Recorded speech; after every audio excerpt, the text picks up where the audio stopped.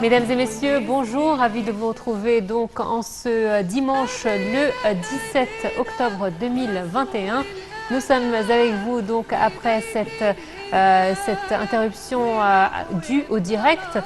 Nous avons célébré officiellement donc la célébration officielle avec le président Abdel Fattah al-Sisi et l'imam le Cheikh Ahmed Taïb, donc l'imam de Al-Azhar, la fête du Mouled ou la naissance du prophète. Ce sera notre sujet principal donc de ce matin que j'aurai le plaisir de vous présenter en compagnie de mon collègue Samar Razi. Bonjour Samar. Bonjour Noah, bonjour tout le monde et bienvenue pour cette nouvelle édition raccourcie pour avoir transmis en direct cette célébration du Moulid Nabawi ou la fête de la naissance du prophète Mohammed, paix et bénédiction soit sur lui. Alors ce jour, chers téléspectateurs, est un jour marqué par la grandeur du prophète Mohammed, paix et bénédiction soit sur lui. Il était un exemple à suivre dans ses mœurs et ses coutumes également, ses recommandations pour les musulmans de par le monde entier. Alors c'est une journée vraiment à célébrer les recommandations qu'a laissées le prophète Mohammed, paix et bénédiction soit sur lui, pour le monde musulman tout entier. Je pense que faire l'aumône, lire le Coran, essayer d'être plus gentil avec son entourage, sourire aux gens sont tous des recommandations du prophète Mohammed, paix et bénédiction soit sur lui. Effectivement, Samah, et en plus de cela, nous sommes dans des temps où malheureusement les réseaux sociaux ont fait que les messages sont mal transmis, où l'information est erronée. Et nous, on profite de ces célébrations-là pour faire un rappel, en fait, pour rappeler que ce prophète avait un message de paix, d'où le nom de la religion islam. Il avait un message de cohabitation, de coexistence. C'était un prophète qui était pour que justement les différentes religions, les différentes nationalités, les différents peuples puissent vivre ensemble. Et nous, notre rôle justement est de retransmettre son message, car on l'a vu durant ces dernières années, son message a été diffusé de manière erronée. Aujourd'hui, notre religion est synonyme de terreur, de peur, alors que ce n'est pas le vrai message du prophète. Et effectivement, comme Salah l'a dit, le prophète Mohammed, paix et bénédiction soit sur lui, nous a laissé énormément de leçons de vie. Donc à côté du Coran, qui déjà est un livre de vie, le prophète nous a laissé en fait des traditions, des leçons de vie qui sont en fait valables pour notre quotidien d'aujourd'hui. Malgré les années qui ont passé, ces leçons peuvent être réutilisables, car si on en prend le vrai sens de ces leçons, nous verrons qu'elles sont des leçons de vie, quelle que soit l'époque où on est. Et justement, il faut juste rappeler que cette fête également est très répandue dans les pays musulmans et fait l'objet d'un jour férié. Alors la vraie célébration, elle sera faite mardi, mais vous savez que le gouvernement a décidé de rendre les jours fériés les jeudis pour que les gens puissent avoir un week-end beaucoup plus long. Mais aujourd'hui, nous avons pu le voir que le président Abdel Fattah al-Sisi a assisté à cette célébration. Ça a été aussi l'occasion pour nous de prendre des nouvelles de notre imam Cheikh Ahmed Taïb après avoir fait un séjour médical dont il est revenu en bonne santé, nous l'espérons. Et justement, ce sera donc notre sujet principal d'aujourd'hui, celle de la célébration de la fête du Moulid. Et oui, chers téléspectateurs, et pour mieux aborder ce sujet, nous avons le plaisir d'accueillir au bout du fil Dr Kamal Gadallah, qui est professeur à l'université de l'Azhar. Bonjour Dr Kamal. Bonjour. Et bonne fête à vous pour le Moulid Nabawi. Merci pour cette fête à vous et à toute la communauté musulmane dans les 4 coins du monde. Merci à vous. Alors, premièrement, quelles sont les leçons à vraiment tirer de la vie du prophète pour prendre comme des habitudes dans notre vie quotidienne?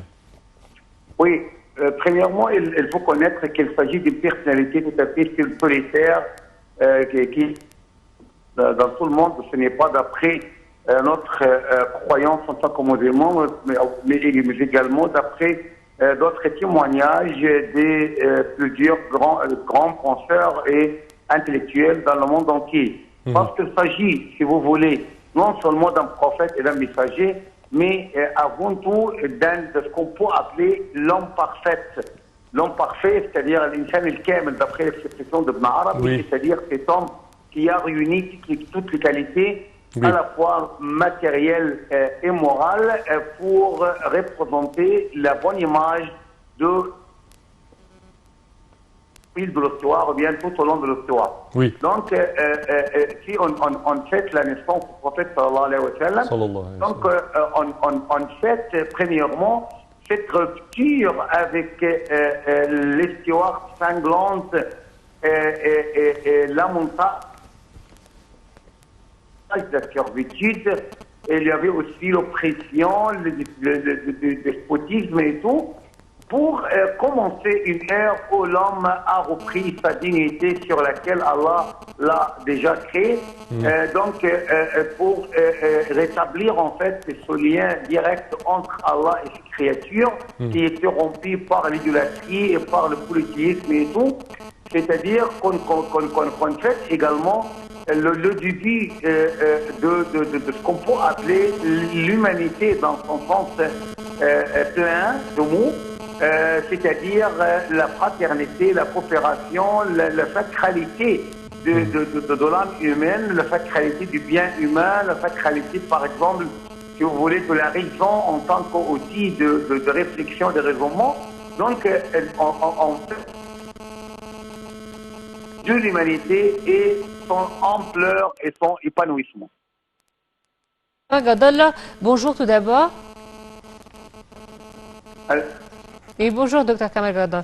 Alors, justement, on est en train de dire que le prophète nous a laissé beaucoup de leçons de vie, des leçons de vie qui sont adaptables, quelle que soit l'époque dans laquelle nous vivons, mais malheureusement, elles sont maltraitées, mal servies. Comment pouvons-nous faire aujourd'hui pour remettre à jour ce qu'il nous a laissé, ces leçons de vie qu'il nous a laissées et qui devraient faire que nous soyons des hommes meilleurs?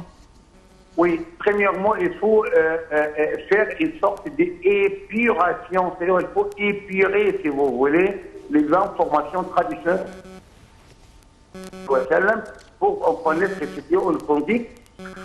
Je ne connais pas authentique, excusez-moi. Donc, deuxièmement, il faut mettre l'accent sur ce qui était pratique dans la vie du prophète sallallahu alayhi wa sallam. Et ce n'est pas dans des choses tout à fait abstraites.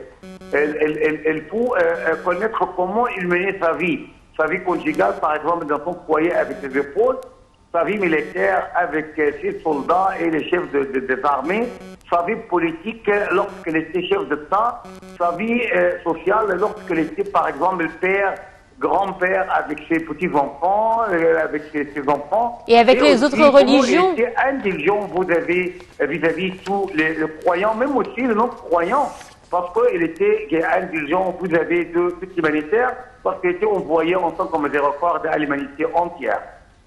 Effectivement, c'est vrai que ce point-là, il est très important car aujourd'hui, malheureusement, on a une étiquette collée sur nous qui dit de nous que nous ne sommes pas tolérants. Alors que l'islam, c'est la religion la plus tolérante, la religion monothéiste la plus tolérante, car non seulement c'est la dernière religion monothéiste qui soit descendue sur terre, mais également parce qu'elle reconnaît, dans le Saint-Coran, il est dit que nous reconnaissons toutes les religions et comme vous l'avez précisé, nous respectons également les non-croyants. Aujourd'hui, comment faire pour que justement ça soit mis à jour de tous, cette notion de tolérance? Bon, mais il faut premièrement connaître qu'il n'y a pas ce qu'on peut appeler la religion de l'islam, parce que l'islam c'est la religion. La religion c'est l'islam, d'accord?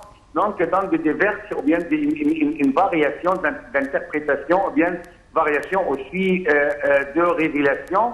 Il y avait la révélation qui était descendue à Adam, puis à Noé, puis à Abraham et tout. Mais l'essence et, si vous voulez, l'essentiel de toutes ces révélations, c'est l'islam. Donc, le problème vient d'où? Vient au lieu, par exemple, de généraliser l'islam à tout le domaine de la vie, on cherche à catégoriser l'islam, c'est-à-dire à en détacher, par exemple, une approche islamo-politique, une approche, je ne sais pas quoi, islam ou peut-être soufie, tout ça, wahhabite. Donc, c'est ça le problème. Donc, mais l'islam, en général, il respecte toutes les autres confessions. Il traite très bien nos co-religionnels, nos compatriotes, si vous voulez, même s'ils n'étaient pas nos co-religionnaires. Donc, par exemple, même l'islam, il dit c'est-à-dire pour le politique, il faut salut. Donc, si on dit salut, par exemple, aux polythéistes, aux mécréants de la Mecque qui ont fait la guerre contre le prophète, et il a ordonné de leur dire salam. Donc, comment ne pas dire, par exemple, salam à nos confrères ou à nos compatriotes chrétiens, peut-être autres, dans le même pays, dans la même patrie. Donc, en fait, c'est de la folie, hein, c'est de l'absurde que j'arrive pas à comprendre. Oui, effectivement. Alors, nous avons pu voir également que le président Abdel Fattah el-Sisi a assisté à cette célébration aujourd'hui. Il a pu également récompenser et honorifier plusieurs oulémas de la profession. Sa présence aujourd'hui en quoi est-elle importante aux côtés du Cheikh Ahmed Taïeb? Est-ce que c'est justement pour rassurer les gens que l'État et l'Azhar sont sur la même direction et ils ont une pensée unique? Ils se soutiennent mutuellement? Ben, premièrement, il faut connaître, ce n'est pas en fait à titre de pompe et le mot bien à titre de rien du tout. Il faut reconnaître que son éminence, le grand imam de l'Azhar, Cheikh Ahmed Taïeb, il est solitaire dans l'histoire de l'Azhar, premièrement, parce que c'est quelqu'un qui est très ouvert, très fidèle, qui est sincère à sa mission. Donc, et son discours tout à fait d'ordre universel. Il s'adresse à l'humanité entière. J'aime bien cela en fait de sa part. C'est-à-dire de s'adresser à tout le monde au nom de l'islam et à titre de la miséricorde prophétique de l'humanité entière. Donc, ce qu'il dit, c'est les règles de base de l'islam, c'est le sens de l'islam, c'est le principe le plus ancien, le principe qu'il est de l'islam. Son message de tolérance, de la miséricorde, de l'indulgence, de l'affection, vous avez à l'humanité entière, c'est le message même du prophète sallallahu alayhi wa sallam. Et moi, de Ahmed Taïeb et les autres, on est que de transmetteurs. C'est-à-dire qu'on transmet ce que notre prophète nous a déjà enseigné, nous et nos bons ancêtres, jusqu'aujourd'hui et jusqu'au dernier jour, Inch'Allah. Au cours de son mot aujourd'hui, le président Abdel Fattah el-Sisi a parlé de faire de sorte que les efforts des institutions religieuses devraient être doublés quand même pour répandre les valeurs de la tolérance de l'islam. Alors, comment voyez-vous ces propos?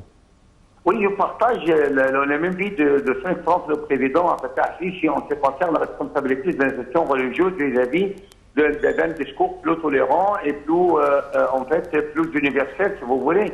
Oui. Mais aussi, j'ai lui supplie, par exemple, de prêter aussi une attention assez particulière à de telles institutions pour leur permettre de bien jouer son rôle d'une façon plus efficace et plus, si vous voulez, plus pratique et plus évidente. Donc, c'est dans ce cadre-là qu'il faut travailler ensemble pour aboutir à notre finalité sublime, c'est répondre à la tolérance, la paix, la sécurité, le bien-être à l'humanité entière au nom de l'islam. Également, dernière question, alors le Cheikh Ahmed Taïeb a parlé que l'Europe à présent commence à vraiment savoir que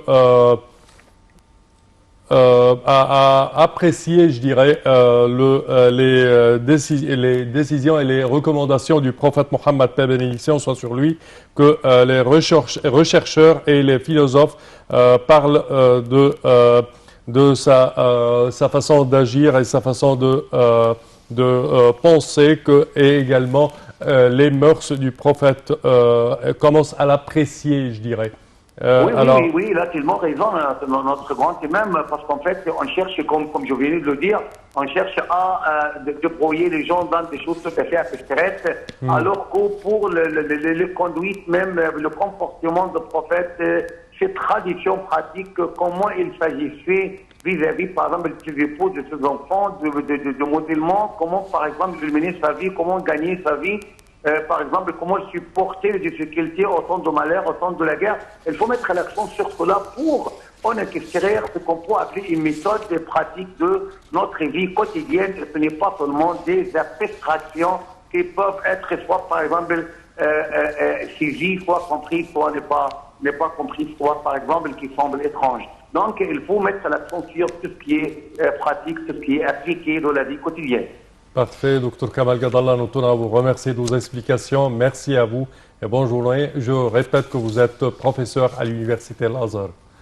Et oui, tout de suite on enchaîne, Samah, avec la suite de notre programme qui sera centré également sur ce thème principal, avec cette fois-ci un reportage. Alors, pour la deuxième année consécutive, le ministère des Affaires étrangères a publié en août dernier son rapport annuel sur l'approche égyptienne de lutte antiterroriste, qui incarne surtout les sorts qu'ont connu la conception et les mécanismes de cette lutte. Selon l'approche égyptienne, tous les groupes terroristes s'alimentent de l'idéologie extrémiste de la confrérie des frères, ce qui démontre l'importance du combat idéologique mené par l'Égypte pour mettre fin à ce phénomène. Voyons tout de suite ce qu'on rendu. Dans sa guerre contre le terrorisme, l'Égypte travaille sur plusieurs axes en parallèle, idéologique, législatif et militaire, indique le rapport annuel sur l'approche égyptienne de lutte antiterrorisme publié en août dernier par le ministère des Affaires étrangères. Sur le volet législatif, il est important de mentionner que l'Égypte a été parmi les premiers pays au monde à promulguer des lois criminalisant le terrorisme, son financement et son soutien. Le rapport revient sur l'évolution des législations destinées à dessécher les ressources de financement des organisations terroristes. Un processus législatif complet qui dépend non seulement de la législation pénale relative aux aspects matériels des opérations terroristes, mais aussi des aspects économiques, comme en témoignent les lois sur les institutions financières gouvernementales, les banques et les bureaux de change. Concernant la lutte idéologique, le rapport passe en revue le rôle des institutions religieuses en Égypte dans la lutte contre les idées extrémistes et la rectification du discours religieux, mettant l'accent sur le rôle d'Al-Azhar, du ministère des Waqf et de l'Église copte, ainsi que sur l'évolution qualitative des publications, des rapports et des activités sur le terrain, en particulier parmi les jeunes.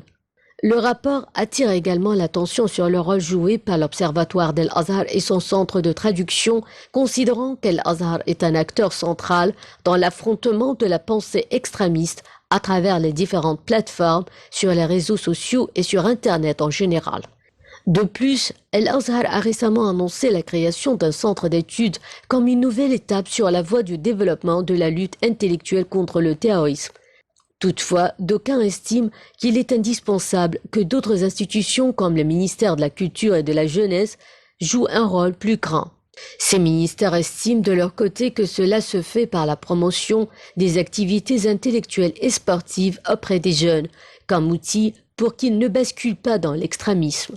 Sur le volet sécuritaire, le rapport présente la stratégie égyptienne basée sur la poursuite des membres de la confrérie terroriste des frères, ainsi que les autres organisations terroristes.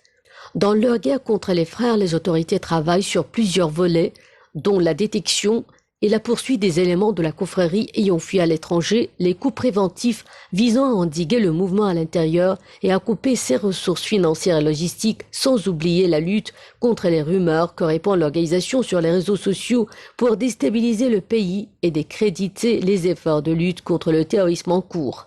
Concernant la lutte contre les autres groupes terroristes, le rapport indique qu'ils sont traités dans un contexte préventif en adoptant des mesures pour la sécurisation des institutions et des personnalités, le contrôle ferme des frontières et la lutte contre les groupes terroristes qui font passer des armes et des matières explosives pour empêcher qu'elles n'arrivent aux éléments terroristes, tout en surveillant les éléments terroristes dans les ports via les accords de coopération internationale, que ce soit par le biais d'Interpol ou d'accords de coopération judiciaire.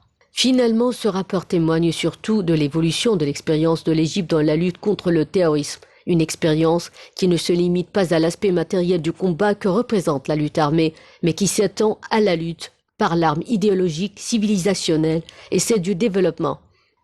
Émanant de cette approche globale, l'Égypte a accompli d'énormes efforts en termes de lutte contre le terrorisme, partant de sa conviction selon laquelle le terrorisme ne peut être toléré, ses actes ne peuvent être justifiés et il est impossible de négocier avec ces organisations ou ces éléments.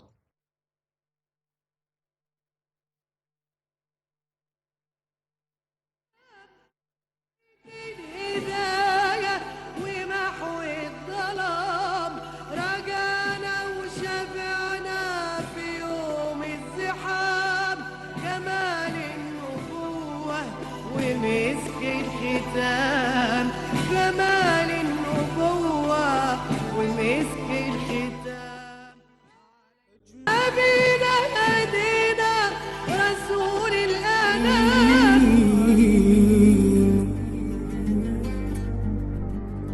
وأطيب منك لم تلد النساء